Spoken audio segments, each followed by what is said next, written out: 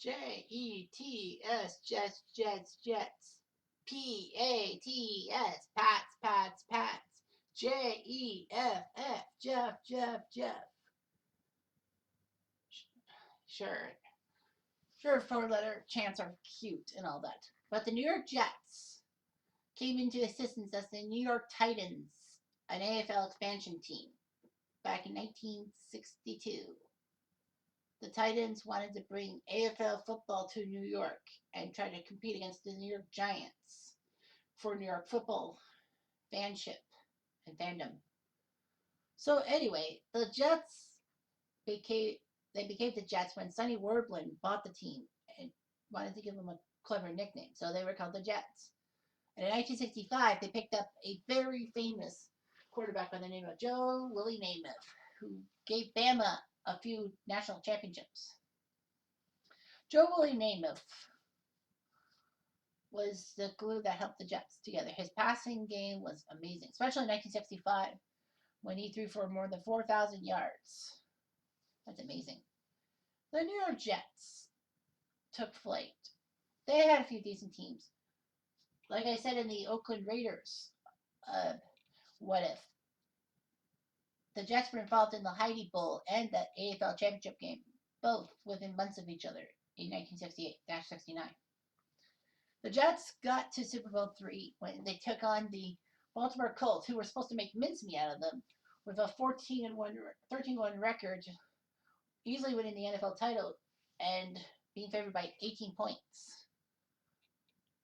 But Joe Namath, to shut up a overzealous Baltimore booster, says, we're going to win this game. I guarantee it. Everyone laughed at him. And the Jets were upset because obviously Joe just had to open his big mouth. But give Joe Namath credit.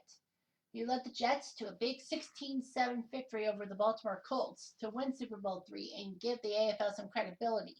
Now the factor is that Joe Namath wasn't really that good passing the ball. It was basically Matt Snell's running that helped the Jets do well, and the Jets defense, who picked off Earl Morrow and Johnny Unitas on several occasions and basically ignored Jimmy Orr in the end zone, which worked because Unitas threw to the wrong guy.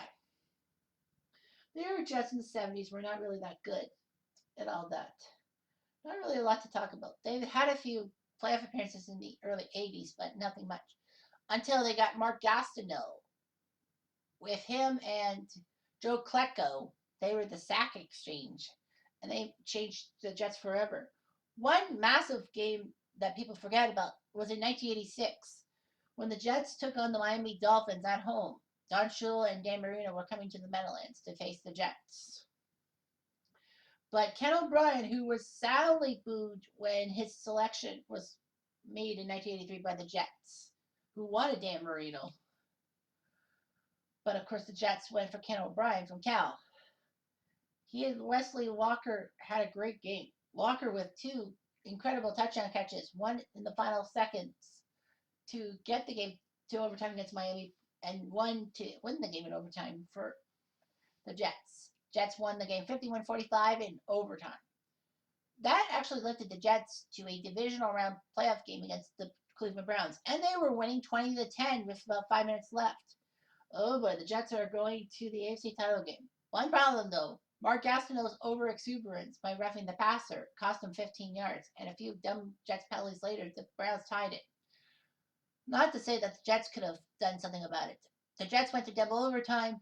They got lucky when Mark Mosley missed a field goal, but then they couldn't score themselves. Thus, Mosley had a chance for the winning field goal. He kicked it, and the Jets were defeated by the Browns. What might have been Mark Gastineau. Gastineau, of course, left the league under a cloud of suspicion. He wanted to be a pro boxer, but the truth came out that he was just avoiding another drug test. And because he was positive, he would have been kicked out of the league for good. I think he wanted to leave when I don't know. Gastineau even tried a few games with the BC Lions, but unfortunately for Gastineau, he sucked.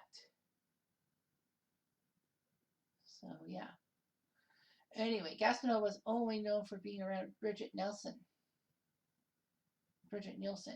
basically just being nuisances to each other.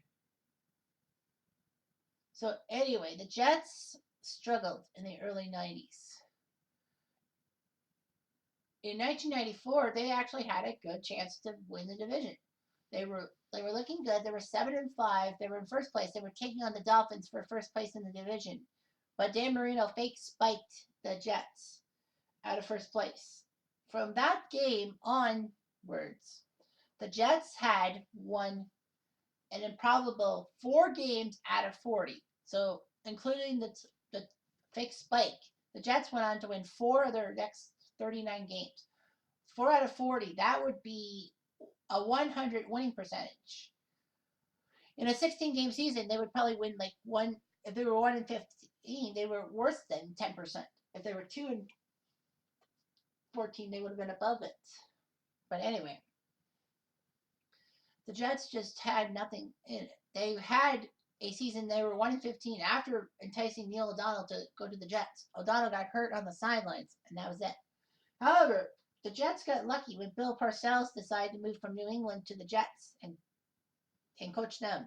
Although his first Jets game was a disaster, as the Niners won in overtime on Garrison Hurst's touchdown run, the Jets got to the 1999 AFC title game. Unfortunately, though, they ran into Denver, who was looking to win back-to-back titles. Jets lose to Denver. The Jets have a few decent seasons, including that Monday Night Miracle game in 2000 against the Dolphins when Arnie Schwarzenegger said that Wayne Corbett was going to be the catalyst. The Jets will come back, you'll see. And man, was he a prophet. The Jets went on to win that game in overtime. Well, Jumbo Elliott had a touchdown catch too. So anyway, the Jets look decent. However, that 2000 season would also be known for a massive choke job in the last 4 games of the season when they couldn't get a win, and Baltimore basically used the return game to rock them, and Ed Reed with a touchdown, pick 6. So anyway, the Jets stumbled upon, they had a few decent games, and then came Mark Dirty Sanchez being their quarterback. We can talk about the 2004 Jets. They won a key playoff game in overtime, but lost on the same thing. An eye for an eye, overtime for overtime. But Mark Sanchez actually was a prophet. In 2010, the year that I'm going to do this, what if, he actually led the Jets into a playoff game at Foxboro against the New England Patriots and won.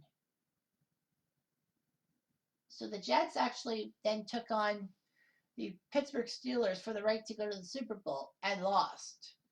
But the Jets still did pretty well. Winning a game in Foxboro, that's inconceivable. Inconceivable, if you will. And then the New York Jets had a few terrible years. Sanchez was starting to regress, including Sumo Butt, aka the butt fumble in 2012. I call it Sumo Butt because, he ran into a butt as big as a sumo wrestler's. So the New York Jets haven't really been doing that well in the past 6 or 7 years. They thought they had the pieces together with Sam Darnold and Le'Veon Bell in 2019, but it's been a disaster so far. So anyway, we are on our way to doing the what if, and we talk about the 2010 Jets because, we want to modernize things. And not to forget that some of my Facebook buddies are from BSU. My BSU are New York Jets fans, like Robbie June Lombardo, Russ Cohen, and the big man, Eddie Geik, who I credit with giving me the power to do the Yum Yum Cupcake song. I wouldn't recommend, something about the Yummy Yummy Cupcakes because I don't think you would know what I'm talking about. So, we got ourselves Jets and Packers. Let's just get this going right here, right now. So, the 11-5 Jets against the 10-6 Packers for the 2011 title at Cowboy Stadium. That's where the Super Bowl was.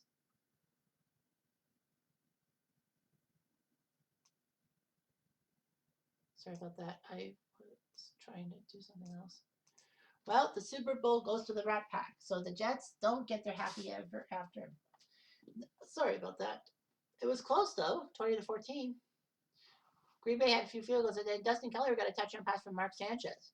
By Green Bay in the third quarter, it looked good. Rodgers to James Jones, and then Rodgers to Donnie Cotchery caught a touchdown from Sanchez, but too little too late. Aaron Rodgers, the hero. Greg Jennings, 131 receiving. God damn it. Green Bay couldn't run. The Jets could. LT, 83 yards. Aaron Rodgers, 15 for 26, 252 touchdowns.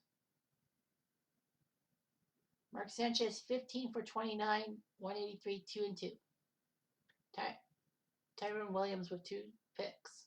Crosby with 2 field goals. The Jets didn't even try. How can you not even try? You are nothing but trouble. Sorry, Jets. It's LOST, lost for you.